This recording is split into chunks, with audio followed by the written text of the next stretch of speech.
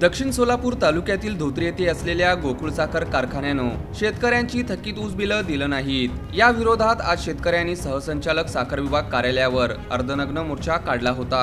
हा मोर्चा पूनम गेट ते समाचार चौक ते कौतम चौक मार्गे साखर आयुक्त प्रादेशिक सहसंचालक कार्यालयावर पोहोचला। शेतकऱ्यांनी कारखान्याविरोधात घोषणाबाजी केली, फलक फडकवले। गेल्या काही दिवसांपासून जिल्हाधिकारी कार्यालयाजवळ शेतकऱ्यांचं आंदोलन सुरू आहे। आज या आंदोलनाशी सामाजिक कार्यकर्त्या मेधा पाटकर यांनी दूरध्वनीवरून संवाद साधला आणि आंदोलनाची माहिती घेतली।